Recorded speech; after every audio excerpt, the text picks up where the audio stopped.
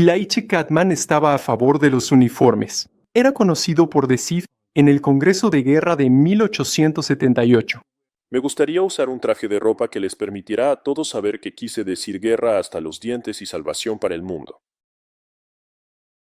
Pero George Scott Railton estaba en contra de los uniformes. Temía que los uniformes separarían a los salvacionistas de otras personas, al igual que las túnicas del párroco los separarían de su congregación. ¿Quién tuvo la última palabra sobre el tema? William Booth. Casi siempre tenía la última palabra. William Booth estaba a favor del uniforme, obviamente, ya que todavía los usamos hoy. Él dijo: es muy útil, llama la atención, brinda la oportunidad de conversar, reúne a las personas en las manifestaciones al aire libre, despierta el respeto en la ruidosa población.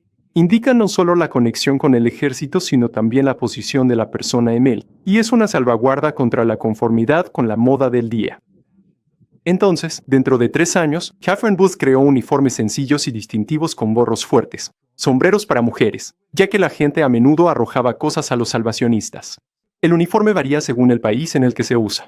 Por ejemplo, en la India, es un sari para mujeres.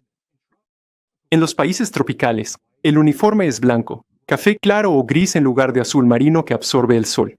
Adaptar el uniforme es una de las formas en que el Ejército de Salvación sigue siendo un ejército en todo el mundo. Soldados y oficiales visten uniformes.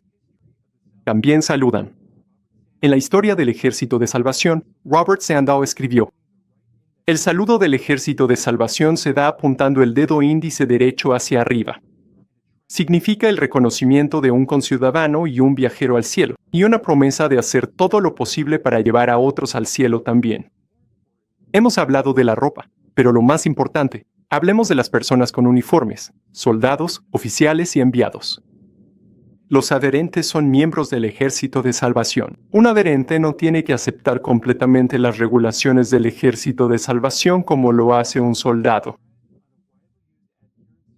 Como se describe en un certificado adherente ampliamente utilizado, un miembro adherente del Ejército de Salvación es una persona que cree en el Señor Jesucristo y busca seguirlo y ser como Él. Participa en la adoración, compañerismo, servicio y apoyo de una congregación local del Ejército de Salvación, e identifica con la declaración de la misión del Ejército. Los enviados son suboficiales que trabajan para el Ejército de Salvación en una posición de ministerio. No se exige la cantidad de años que un enviado debe cumplir.